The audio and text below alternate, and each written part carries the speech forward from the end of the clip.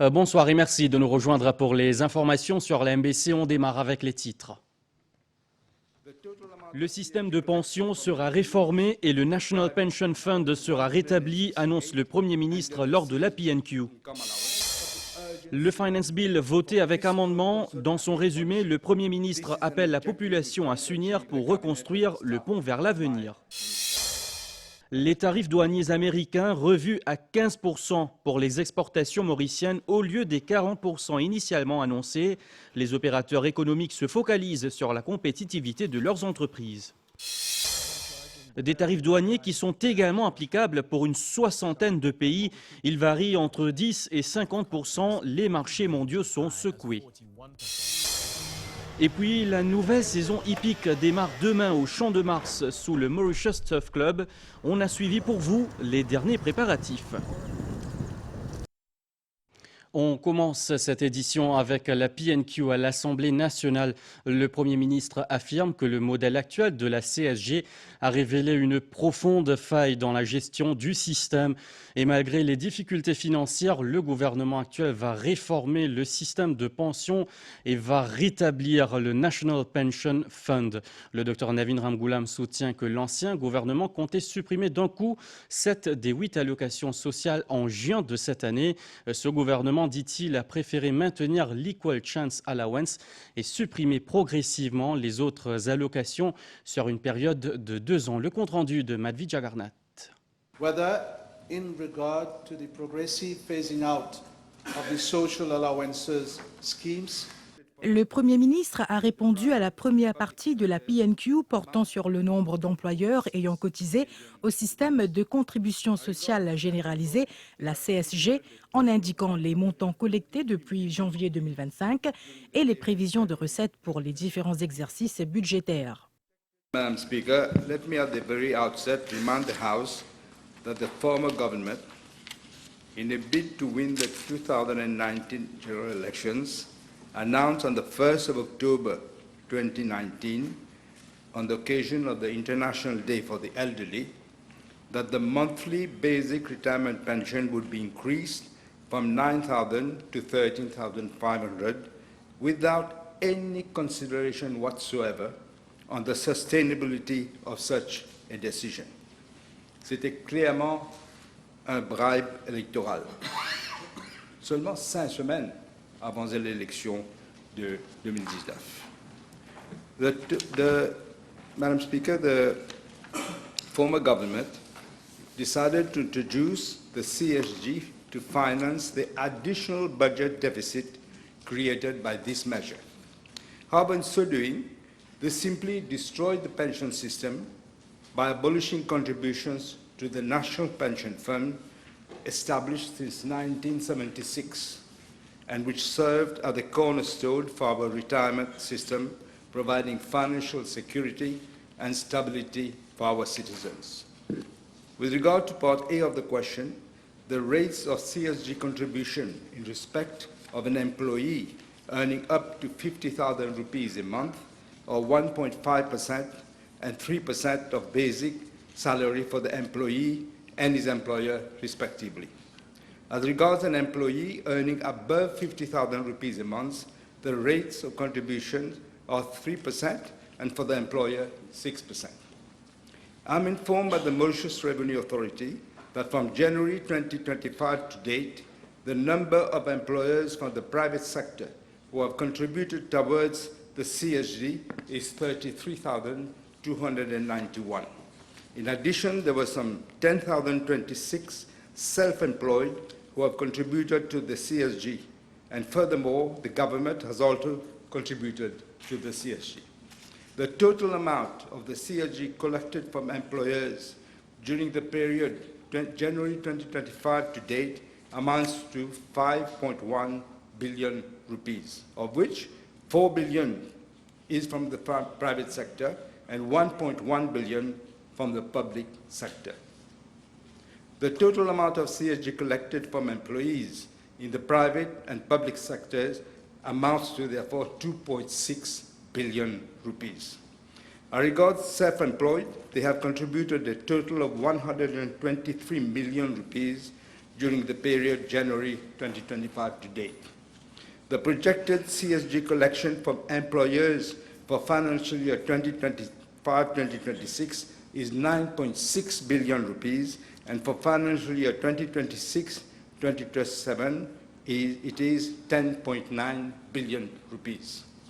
The total amount of CSG collection, that is including employers, employees, and self-employed, is projected to be 14.7 billion rupees in financial year 2025-2026 and 16.7 billion rupees in financial year 2026-2027. Le docteur Navin Ramgoolam a par la suite donné des chiffres sur le nombre de bénéficiaires concernés pour chaque régime d'allocation sociale. Le Premier ministre de souligner que l'ancien gouvernement avait prévu de mettre fin aux 7 des 8 allocations sociales de manière abrupte en juin 2025. The previous government had introduced a number of schemes under the Social Contribution and Social Benefits Act instead of paying the increase in the pension. First, the CSG income allowance was introduced from July 2022. Second, the CSG child allowance was introduced as from July 2023. Third, the independence allowance was introduced as from July 2023. Fourth, the CSG school allowance was introduced as from July 2024.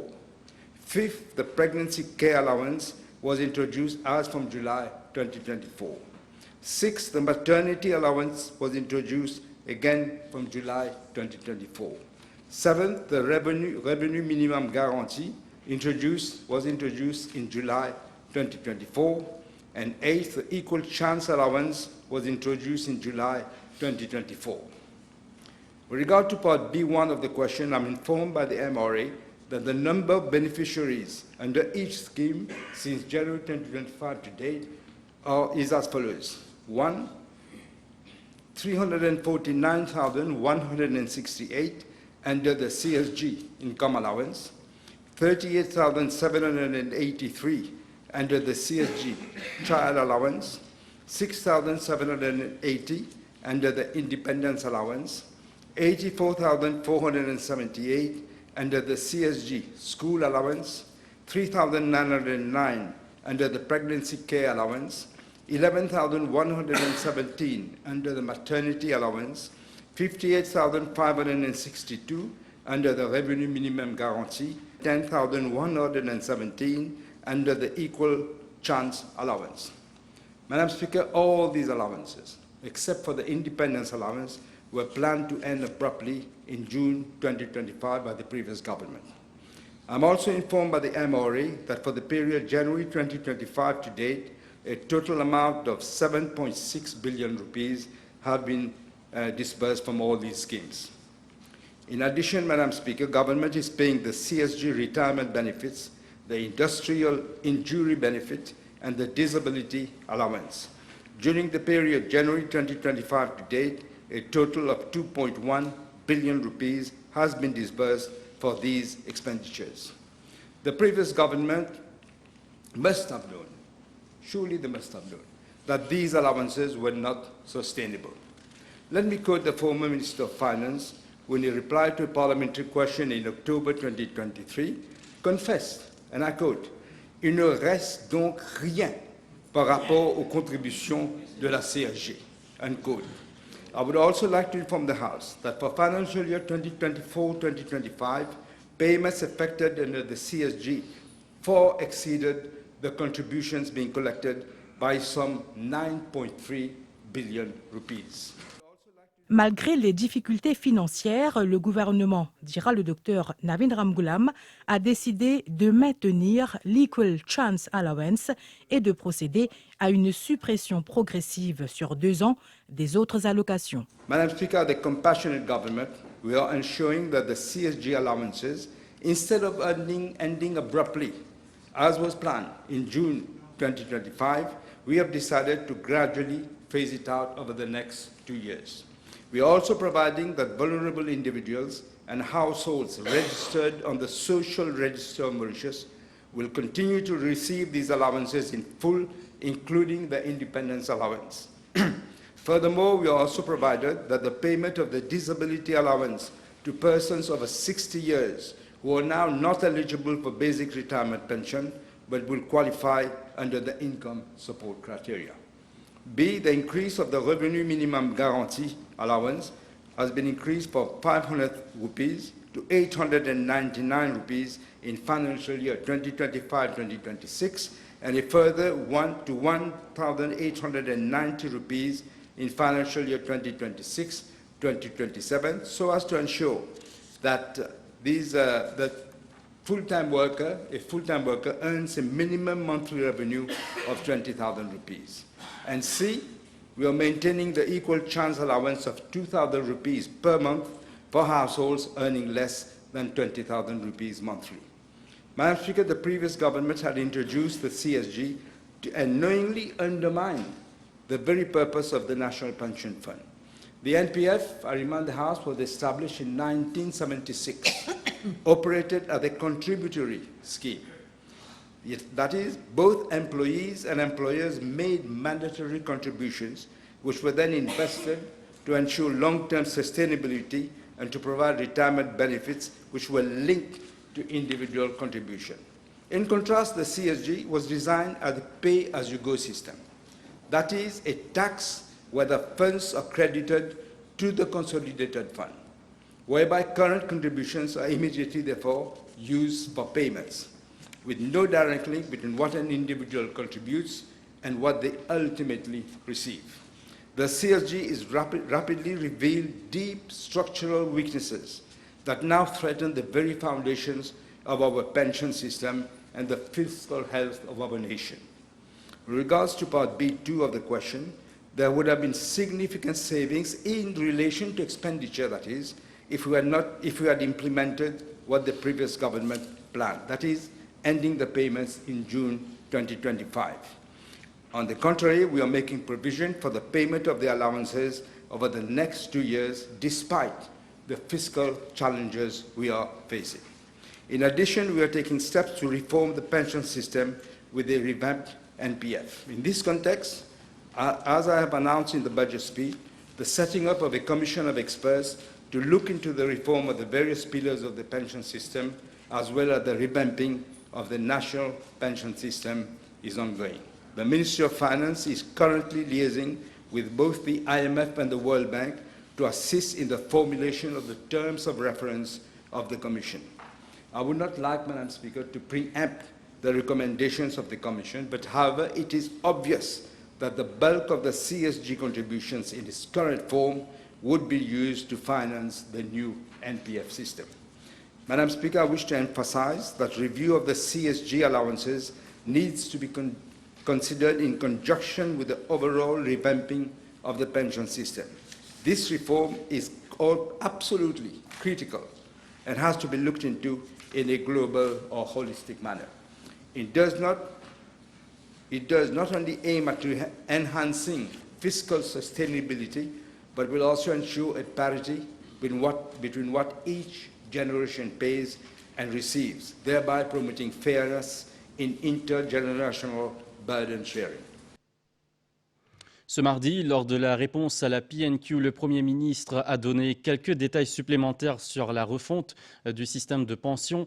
Les travaux seront guidés par les recommandations du Fonds monétaire international et de la Banque mondiale. Yassine Delmamoud.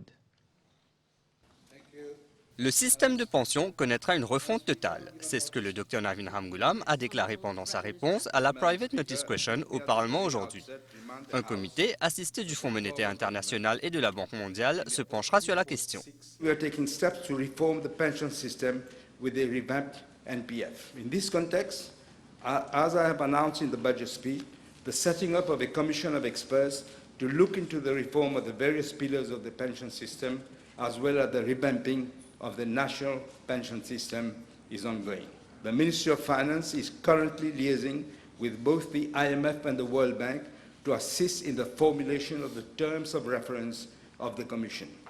I would not like, Madam Speaker, to preempt the recommendations of the Commission, but however, it is obvious that the bulk of the CSG contributions in its current form would be used to finance the new NPF system. Madam Speaker, I wish to emphasize that review of the CSG allowances needs to be considered in conjunction with the overall revamping of the pension system. This reform is absolutely critical and has to be looked into in a global or holistic manner. It does not only aim at enhancing fiscal sustainability, but will also ensure a parity between what each generation pays and receives, thereby promoting fairness in intergenerational burden sharing. We want to re-establish the National Pension Fund, which was destroyed by your government. We are appointing a committee. We are waiting for the terms of reference. We could do the terms of reference, but we would like to have experts to guide us. The World Bank has huge experience in that, and also the IMF, and they are about to give us the terms of reference. Par ailleurs, le Premier ministre a aussi annoncé les mesures qui ont été prises pour soulager ceux au bas de l'échelle. We've already taken two measures to protect those at the lower rank. First of all, we just mentioned the contribution. We are doing 2 billion rupees to stabilize the prices. Secondly, we are adamant that we must try to stop this horrific depreciation of the rupee. 46% over 10 years, 46%. Already the rupee has appreciated against the dollar, I think by some 5%, if I'm not mistaken. Le Dr Navin Ramgoolam a également assuré que les allocations seront maintenues pour les plus vulnérables. On reste à l'Assemblée nationale cet après-midi. Le Finance Bill a été voté avec amendement pour le député Prime Minister Paul Béranger. Ce projet de loi constitue un tournant dans l'optique de réduire la dette et le déficit budgétaire. Il s'est également attardé sur les amendements apportés à la loi relative aux Disability Allowance. On l'écoute. Le gouvernement est fier que dans ce Finance Bill, nous amendons la loi sur le Disability Allowance, de façon à ce qu'avant, quelqu'un qui bénéficiait du Disability Allowance et qui allait à l'étranger pour des raisons de santé, continuait, même au-delà de 6 mois, de toucher son Disability Allowance. Mais malheureusement, la loi ne prévoyait pas, et c'est admirable que quelqu'un qui bénéficie du Disability Allowance trouve les moyens d'aller étudier à l'étranger. Nous sommes fiers d'avoir introduit dans ce Finance Bill et nous allons voter cela. Pour financer tout cela, pour financer l'income support et les autres mesures sociales et en même temps réduire le déficit budgétaire et la dette, faire tout cela en même temps, ce n'était pas facile. Ça n'a pas été facile. Et disons-le franchement, nous faisons les riches payer. Nous sommes obligés de faire les riches payer pour faire tout ce qui peut être fait à ce stade pour les plus vulnérables de notre société. C'est pourquoi nous demandons un Fair Scheme Contribution des grosses compagnies, des corporations, des grosses compagnies. C'est dans la loi. Madame Speaker, l'adoption de ce budget, de mon point de vue, l'adoption de ce budget constitue un moment clé, un tournant dans l'histoire actuelle, l'histoire récente de ce pays. Aujourd'hui, quand nous allons adopter ce budget, cela constituera un tournant. Il y aura un avant et un après l'adoption de ce budget et de ce Finance Bill. C'est un tournant dans l'œuvre de redressement de notre pays, tout en adoptant autant de mesures sociales que possible. Ça ne sert à rien pour l'opposition, l'imitation de l'opposition qu'on a aujourd'hui. Ça ne sert à rien de venir souligner. Vous aviez promis ça, vous avez promis ça. Ils ont laissé un mess derrière eux, une banqueroute derrière eux. Nous sommes en train de corriger cela, de redresser le pays et en même temps de commencer à mettre en pratique tout ce que nous pouvons mettre en pratique dans les circonstances actuelles. Madame la Présidente. Je tiens à saluer à nouveau le courage et la détermination du Premier ministre et ministre des Finances. Je l'ai déjà fait. Je tiens à, encore une fois, saluer le courage et la détermination du Premier ministre. Un peu plus tôt, le ministre de l'Agro-industrie s'est appesanti sur les amendements apportés aux lois pour plus de transparence dans l'industrie sucrière. Le docteur Arvin Boulel a aussi expliqué les amendements apportés au Rosebel Sugar Estate Board. On l'écoute. In view of the urgent need to re-engineer the operation of the Rosebel Sugar Estate Board, currently facing undue financial constraint, Rosebel Sugar Estate shall be exempted from land conversion tax. Amendment is being brought in the fourth schedule of the SI Act. The exemption will facilitate the strategic redevelopment of the sugar state lands, the attraction of private investment, and the unlocking of economic potential of land under the board's purview. It includes agro-industrial, renewable energy, and value-added agricultural projects. Dans son summing up, le Premier ministre a indiqué que ce projet de loi permettra de façonner l'avenir du pays en tant qu'un seul peuple et une seule nation. Le docteur Navin Ramgoolam a rappelé qu'environ 81% des employés ne paieront désormais plus de taxes. Le Rodrigues Regional Assembly Amendment Bill et l'Economic and Financial Measures Miscellaneous Provisions Bill ont aussi été votés sans amendement. On écoute le Premier ministre. The Finance Bill renews our social pact to reshape our future together as one people and as one nation. We must grow our economy, but with a commitment to inclusiveness and social justice. To take a phrase that just the Deputy Prime Minister just used, sans casser le ressort. Otherwise, no growth, we are back to square one. Growth is meaningless also if not shared. This is why through the Finance Bill we are amending the relevant legislations to provide for, amongst others, the gradual phasing out of the CSG allowances over the next 2 years. I just explained on the PNQ what the consequences would have been.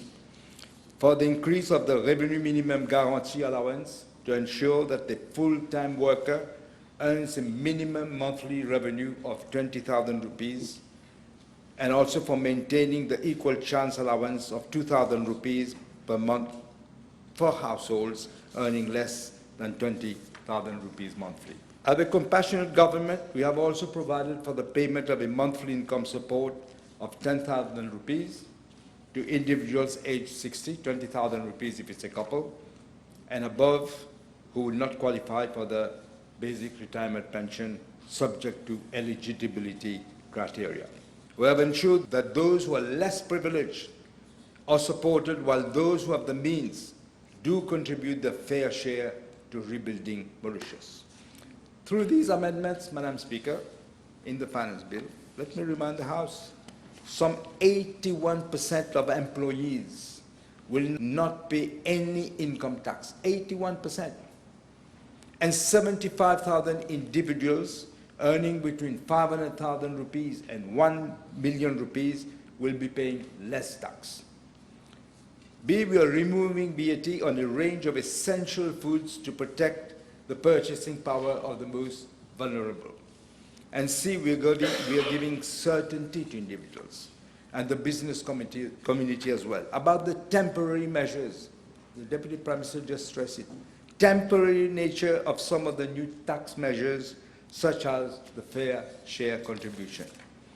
In spite of the urgency for fiscal consolidation, we have not raised VAT. We have not raised the rate of VAT because we all know it is a regressive tax and will hurt consumers, especially more the lower rung of the ladder and the modest income. Let me make some comments on the criticisms made, both inside and outside the House. First, comments have been made by those who are desperately, I suppose, trying to come out of the gutter that they have been consigned to. One gets the impression that some prophets of doom in the opposition, including the former Minister of Finance of Sabat Dodo, Frame, are shouting from the top of Peterborough that this budget is ringing the death toll of the economy. Si si l'idée de ce qu'il dit, je ne sais pas combien de fois il devait mourir. C'est le ridicule tué, je voulais dire. They are literally as if praying day and night for the country to fail so that they can come out like vultures to feed on the cadavers of people. On the other hand, there are many true patriots, including ordinary citizens, but also some prominent economic operators who have, in the public at large, who are spurring us. They realize, they understand. They're encouraging us, expressing their gratitude for the measure that we have taken in time in this particularly challenging conjuncture. Don't believe what you see all the time. I know there's a team at the SunTrust. As soon as we speak, they write. They're paid. They're paid monthly. They are paid because, you know, some have unlimited money. They pay. And some people think, hey, people are criticizing. Few people. Few people. People understand the catastrophic situation that we inherited and the need for bold and courageous actions. There is, Madam Speaker, a Bhojpuri expression which I think is very appropriate to describe the development philosophy of the previous government. What they said, I said, Ek din ke raja, sau din bhik manga. Will you translate? In Creole, un jour les rois, sans jour mendiant. Basically, that's what it says. We do not want to perpetuate and instill this mode of living in our population. The House will note that this is not only due to the allowances provided right, left, and center by the previous government. I'm talking about the Gini coefficient. Somebody mentioned the Gini coefficient. This is not only due to the allowances provided. I mean, this is due to the allowances provided, left, right, and center by the previous government. Out of where? Huge amount of printed money. And this led to a significant level of rise in the debt level. These allowances were not sustainable. In addition, printing of money, we all know, a student who studies economics from 5 years, if you print money, you will intensify inflationary pressures and drive inflation at a rate which is going to be much higher. It was 11.3% in February of 2023. The improvement in the Gini coefficient has no meaning if the purchasing power of the population has been eroded by significant increase in inflation. Madam Speaker, we realize that navigating through the rough seas ahead will not be easy, but we are convinced that through our collective effort and mutual support, we will steer the country to a secure and stable future. Let me assure the House that the reforms in this budget are carefully calibrated. Again, I say time-bound. The Deputy Prime Minister also said it. It is time-bound and guided by our objective to reconstruct the economy and our society. In this context, Madam Speaker, it's good that I quote Moody's, which has brought out a small report. They will have a full report, which is, I think, next week. And look what they say this morning from Moody's. Delays, and I quote, delays in fiscal consolidation that lead to persistently large fiscal deficits, causing debt to stabilize at a high level, would be likely to result in a rating downgrade. L'intégralité du discours du député Prime Minister Paul Béranger et le summing up du Premier ministre, le Dr Navin Ramgoolam, sur le Finance Bill est à suivre après ce journal. Autant pour l'actualité parlementaire, je vous le disais, au sommaire, Washington a dévoilé ses nouveaux tarifs douaniers. Les produits mauriciens exportés aux États-Unis seront désormais taxés de 15% au lieu des 40% initialement envisagés selon le nouveau tarif douanier imposé par les Américains. À Maurice, les opérateurs économiques accueillent cette révision des tarifs favorablement. Pour mieux cerner les enjeux, nous avons parlé au directeur général de l'usine Plastinex à Saint-Pierre, Nicolas Park. Son entreprise qui exporte chaque année des lunettes haut de gamme valant plus de 150 millions de roupies vers les États-Unis. C'est un entretien réalisé Chobni Zouzir Ouaidali. 15% de tarifs douaniers, est-ce que cela vous surprend, Monsieur Park? Alors, Oui et non. Cela ne me surprend pas. Cela ne me réjouit pas, bien sûr. Nous espérions avoir un tarif minimum de, de 10%. Mais 15%, c'est quand même pas aussi mauvais que nous pouvons aussi éventuellement craindre. Nous avions initialement un tarif de 40%, donc il a été réduit à 15%, c'est pas mal. Le plus important en ce qui nous concerne, c'est la compétitivité par rapport à nos compétiteurs. Nos compétiteurs étant l'Italie et la Chine. Donc, nous avons donc appris aussi que pour l'Italie et comme pour le reste de l'Union européenne, ce sera aussi 15%. Et donc, à ce niveau-là, on n'a pas de différence de compétitivité, donc on est OK. Et par contre, au niveau de la Chine, ils sont toujours en négociation, donc on ne sait pas exactement encore quel sera le tarif final. On est vraiment dépendant de la situation. On ne peut pas baisser nos prix. OK? Notre marge est trop faible pour qu'on puisse baisser nos prix. Et à la fin de la journée, tout tarif qui nous est imposé, en fait, c'est pas sur nous. Nous n'avons pas de tarifs qui sont imposés. Qu'est-ce qui se passe? C'est que nos produits arrivent en Amérique et en Amérique, c'est l'importateur qui va payer les duties. OK? Donc, pour lui, le prix d'achat de nos produits va augmenter. Qu'est-ce qu'il va faire? Il ne va pas prendre dans sa marge non plus. Il va répercuter le prix augmenté à ses clients. Donc, toute augmentation des tarifs, à la fin de la journée, c'est le consommateur américain qui va les payer. Ce qui est important pour nous, c'est que les négociations entre l'Amérique et la Chine aboutissent à un résultat qui ne soit pas inférieur à 15%. Le taux de duty sur les lunettes importées en Amérique était de 2%, aussi bien pour nous, les Mauriciens, que pour les Chinois ou les Italiens. Okay? Donc, on a vraiment l'habitude de travailler dans un environnement compétitif. On peut se débrouiller lorsqu'on est compétitif, lorsqu'on est sur le même niveau pied d'égalité.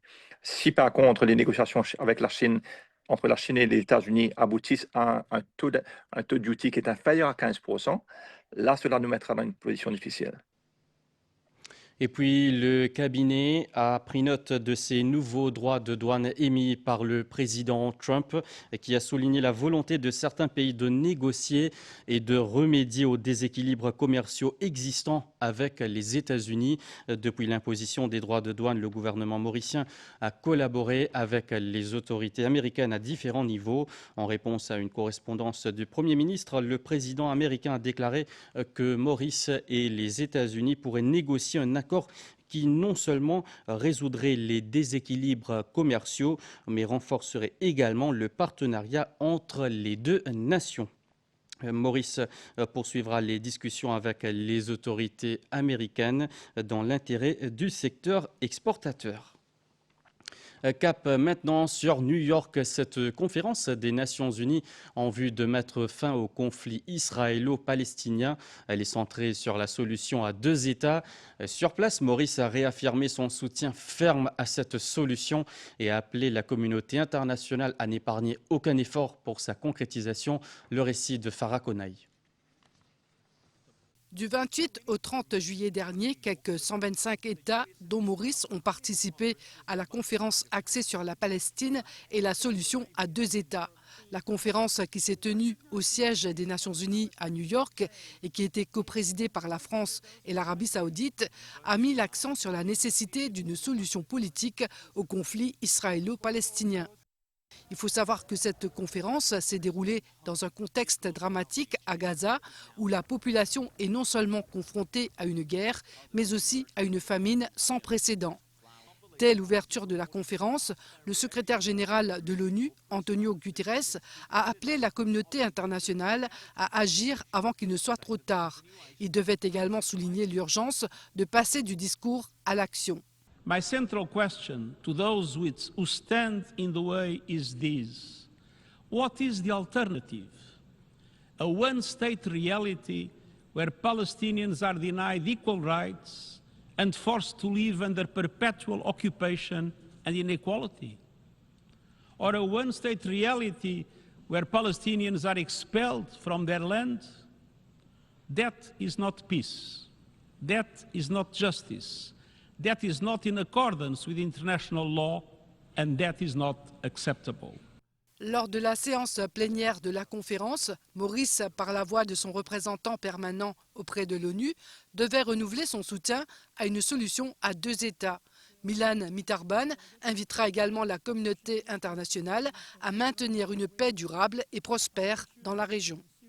Mauritius reiterates its unwavering support for the two-state solution and calls on the international community to spare no effort in its implementation.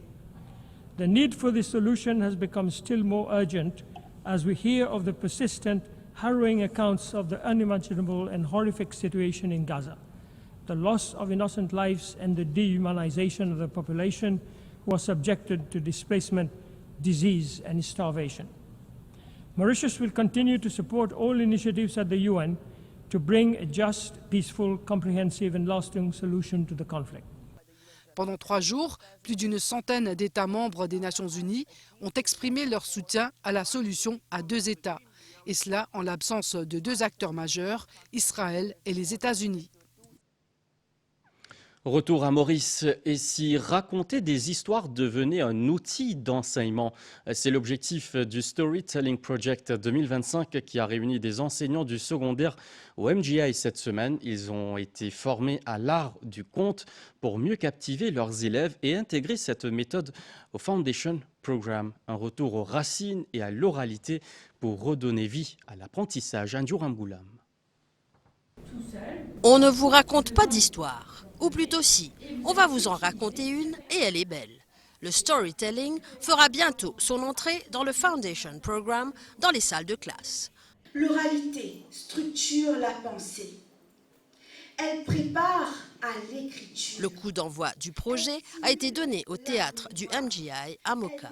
Des fourmis bienveillantes, enseignants, conteurs, pédagogues s'activent pour que nos jeunes ne soient pas dépourvus comme la cigale une fois la bise venue. C'est un moment extraordinaire parce qu'il nous compte Perran dans Foundation Programme. Ce projet est né d'une belle amitié avec La Réunion. Un amour vraiment pour ce patrimoine oral qui, à Maurice, il faut savoir, qui est en voie de disparition. À La Réunion, nous avons un PEAC, c'est-à-dire un parcours artistique et culturel autour du conte. Les élèves travaillent pendant toute l'année, en atelier, en club, en classe, et là, les enfants racontent. C'est-à-dire que nous formons véritablement des élèves conteurs. Nos langues, nos racines, nos traditions orales doivent vivre.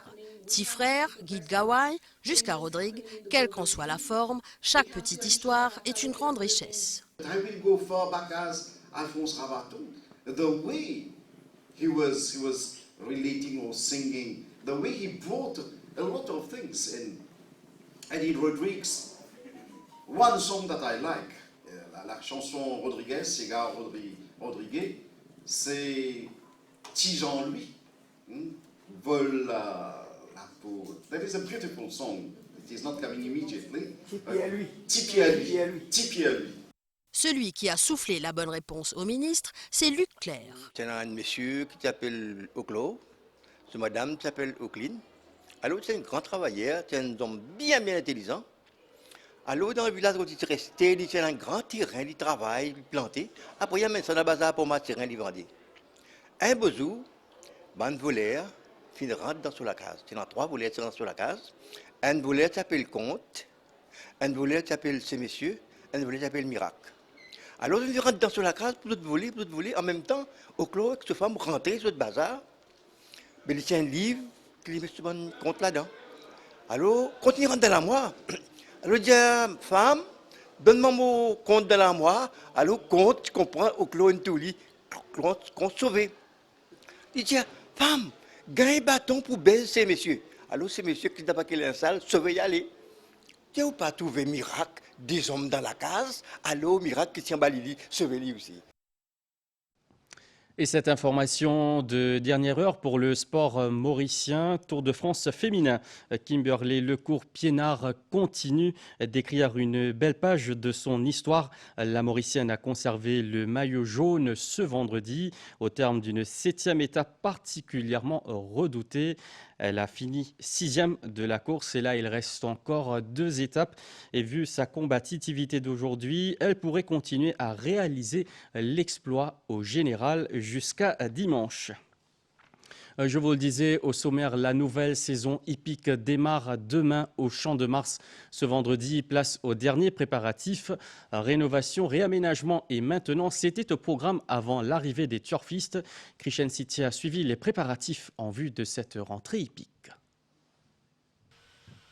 Le paddock, l'enclos où les chevaux défilent entre les courses, a retrouvé son éclat. Une remise en état qui a nécessité tout un travail alors que l'échéance approche.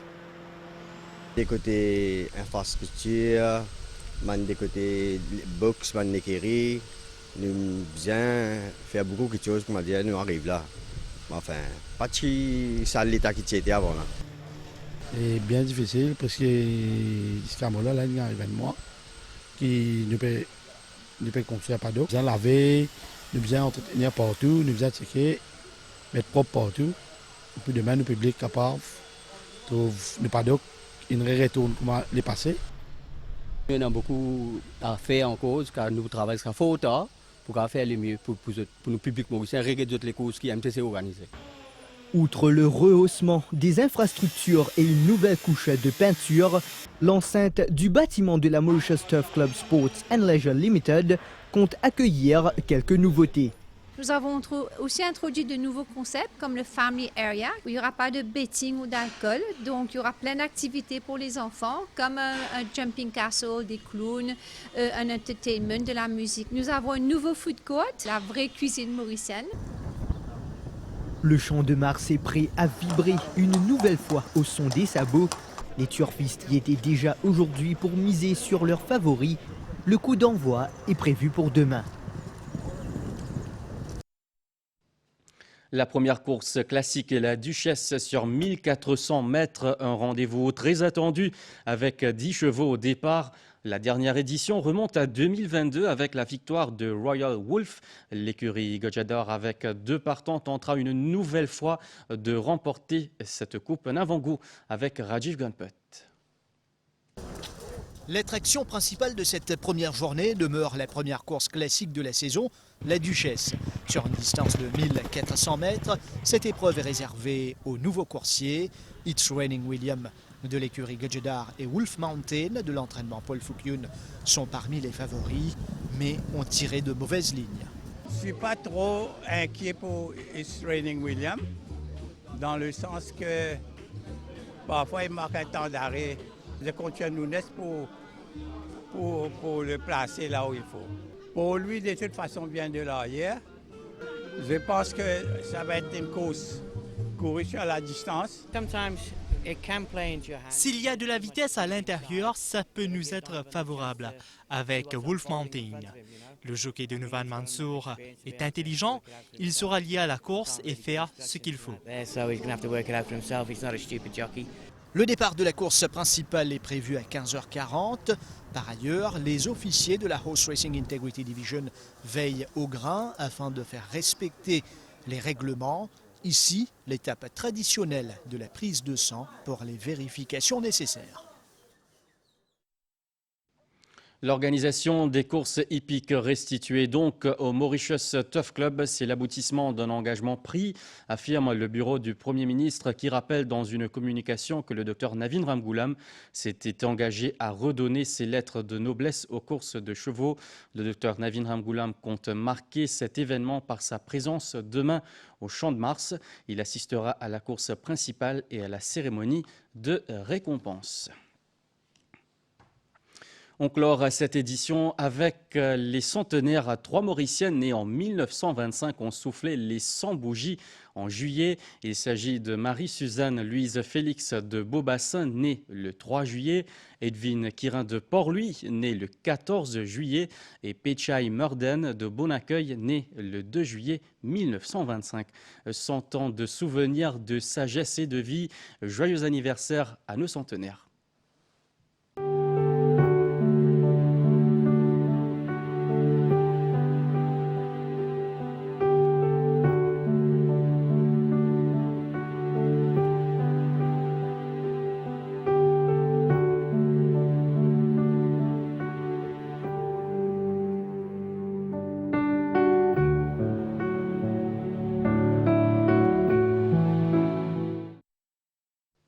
Voilà, on se quitte ici, fin de ce journal. Merci de l'avoir suivi. Restez avec nous, la météo et les sports, c'est pour tout de suite. En tout cas, moi, je vous retrouve demain soir.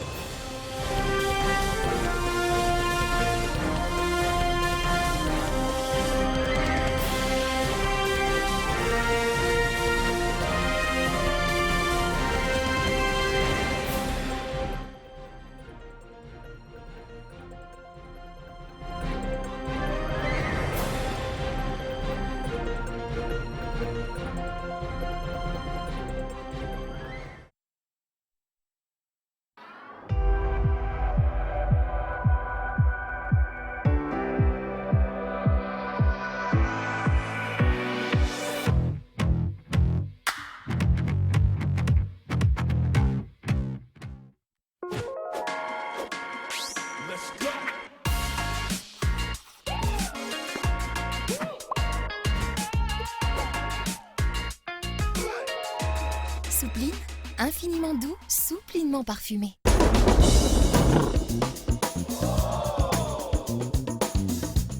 Nice.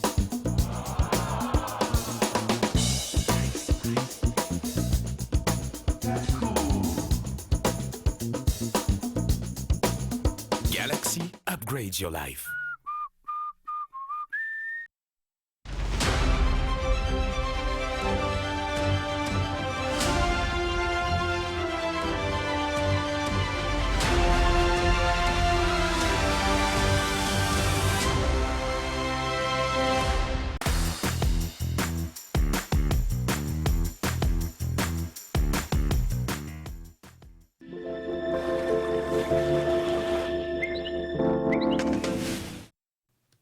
Des pluies intermittentes ont été observées principalement à l'est, au sud et sur les terrains élevés. À Maurice, des nuages venant du secteur est influencent le temps local. Pour Rodrigue, des nuages venant d'est-sud-est influencent le temps local. À Agalega, des nuages venant du sud-est influencent le temps local par moment. Un avertissement de forte houle pour Maurice, Rodrigue, Agalega et Saint-Brandon sera valable jusqu'à 10 h le samedi 2 août 2025. Un fort anticyclone évolue presque au sud des Mascareignes. Prévision pour Maurice. Période nuageuse cette nuit et demain matin avec des pluies intermittentes, surtout à l'est, au sud et sur le plateau central. Des poches de brouillard seront présentes dans certains endroits, réduisant ainsi la visibilité. La température minimale variera entre 14 et 16 degrés Celsius sur les hauteurs et entre 18 et 20 degrés Celsius dans les régions côtières. Mi-couvert en général demain au cours de la journée avec des faibles pluies sur les hauteurs.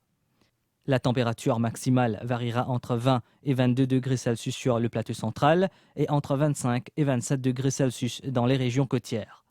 Le vent soufflera du secteur est de 20 à 30 km/h avec des rafales de l'ordre de 65 km/h dans certaines régions. S'affaiblira davantage à partir de demain. La haute mer restera très forte avec des houles et la hauteur des vagues sera de l'ordre de 4 mètres. Les vagues pourraient déferler sur les zones côtières de basse altitude, surtout à l'heure des marées hautes, à l'ouest et au sud. Il est fortement conseillé aux pêcheurs, aux plaisanciers et au public de ne pas sortir en mer et d'éviter les plages. Prévision pour Rodrigue. Période nuageuse cette nuit et demain avec des pluies intermittentes. Des poches de brouillard sont attendues dans certains endroits, réduisant ainsi la visibilité. La température minimale variera entre 18 et 21 degrés Celsius. La température maximale variera entre 22 et 25 degrés Celsius. Le vent soufflera d'est-sud-est de 30 à 40 km/h avec des rafales de l'ordre de 80 km/h. Il est conseillé au public d'être prudent lors des manœuvres en hauteur et sur les routes en raison de vents de travers. La haute mer restera très forte avec des houles et la hauteur des vagues sera de l'ordre de 4 mètres. Les vagues pourraient déferler sur les zones côtières de basse altitude, surtout à l'heure des marées hautes à l'ouest et au sud. Il est fortement conseillé aux pêcheurs, aux plaisanciers et au public de ne pas sortir en mer et d'éviter les plages. Prévision pour Agalega. Mi-couvert à parfois nuageux avec des ondées occasionnelles. La température minimale sera d'environ 23 degrés Celsius cette nuit. La température maximale sera d'environ 29 degrés Celsius demain au cours de la journée. Vent du sud-est d'environ 30 km/h. La haute mer sera très forte avec des houles et la hauteur des vagues sera de l'ordre de 4 mètres. Les vagues pourraient déferler sur les régions côtières, surtout à l'heure des marées hautes. Il est fortement conseillé au public en général de ne pas sortir en mer et à l'heure des marées hautes de ne pas s'aventurer sur les régions côtières.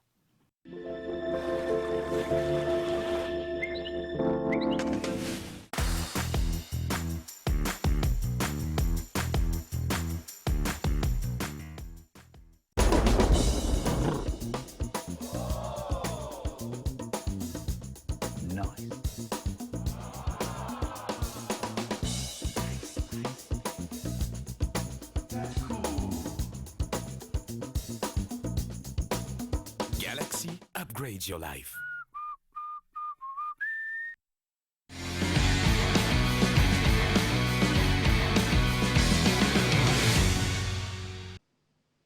Bonsoir à tous, on démarre cette édition avec les Jeux de la CJSEI aux Seychelles. Le coup d'envoi des compétitions a été donné ce vendredi. Ainsi, en football féminin, Maurice a joué contre les Seychelles en début d'après-midi au stade Limité à Mahé. Malgré une belle résistance, les Mauriciennes ont été battues 1-0. Voici le compte-rendu signé Benito Paris. Et le moins que l'on puisse dire, c'est que Maurice pourra nourrir d'énormes regrets de cette rencontre inaugurale contre les Seychelles. Déjà assuré 2 mois de revenir avec une médaille de bronze, avec rien que 3 nations en compétition. Les Mauriciennes ont tenu tête, mais se sont faites surprendre à la 29e minute sur une faute de main de la gardienne de Maurice, Cédrielle Béguet, pourtant excellente aujourd'hui. Consécutive à un coup franc lointain de Keisha Moustache. Devant notamment Sténion André, l'évêque de Maurice, ainsi que les officiels de la délégation de Maurice. Les protégés Daniel Colette auraient pu égaliser à la 44e minute, mais la frappe de Simiette est passée juste à côté. En seconde mi-temps, Maurice a poussé. Claire a notamment eu une belle occasion à la 64e minute. Mais au final, Maurice s'incline 1-0 devant les Seychelles.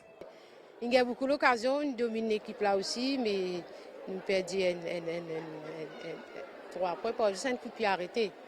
Donc, il y a une bonne nation aussi à tenir. Mais voilà, c'est ça le football, on est capable de tout, mais on a malchance d'un côté. Mais on pense que le climat aussi joue un rôle, mais ok. Nous continuons pour la prochaine étape. Prochaine sortie de Maurice, ce sera ce lundi contre Mayotte.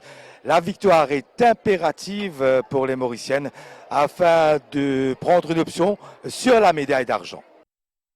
Les Jeux de la CJSEI sont à suivre en direct sur nos antennes et ce vendredi, vous avez déjà pu vivre 2 rencontres de football en masculin et en féminin. Demain, les compétitions durant la journée sont à suivre en direct sur MBC2 et à ne pas manquer la cérémonie d'ouverture officielle à suivre à partir de 18h sur MBC11.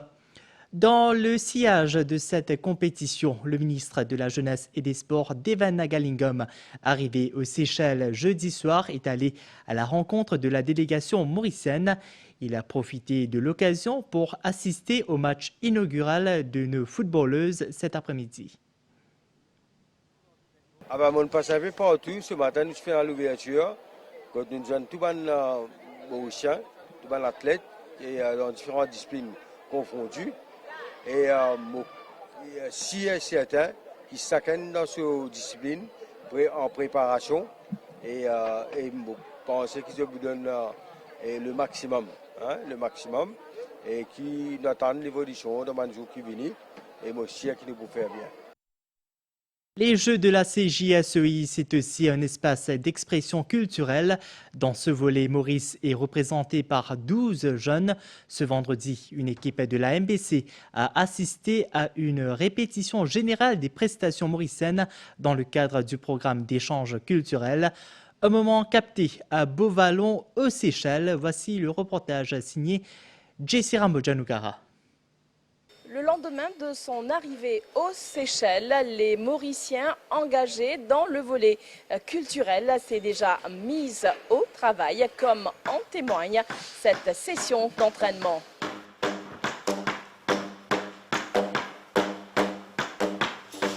Un peu plus de 2 mois que ces jeunes travaillent ensemble. Ils se disent prêts, ces ados de Maurice et de Rodrigue, à assurer le spectacle. Malgré nous études tout ça, nous trouvons le temps pour ça que nous jouons. Et of course, les étudiants, nous faisons un spectacle capable 15 minutes et que nous message c'est pour spread positivity. Mon mari fier qui m'a participé pour CGSOI à Seychelles. Il y a environ 2 semaines depuis qu'il m'a à Maurice. Et tout il passe bien escalier. Médaillé d'or aux Jeux de la francophonie en 2013, c'est Samuel Joseph, des frères Joseph, qui assure la chorégraphie pour ce spectacle culturel. Il y a un gros travail parce que les enfants sont venus individuels, ils ont dit un esprit d'équipe. Et quand on est dans l'esprit d'équipe, on est qui empêche nous aller devant. Et on est qui fait nous payer pour qu'ils nous l'azodent. Le volet culturel comprend 5 différentes parties et comme nouveauté pour cette 13e édition des Jeux de la CJSOI, on retrouve l'entrepreneuriat. Déjà, il y a la partie sportive, mais nous pensons qu'il nous encourage la partie culturelle, la partie créative et la partie compétition aussi qui est importante pour développer le talent aussi. Et il y a aussi une nouveauté aussi qui nous l'entrepreneuriat aussi dedans, qui nous peut encourager les entrepreneurs jeunes de l'île Maurice et d'autres pays aussi pour venir exposer de produits aussi.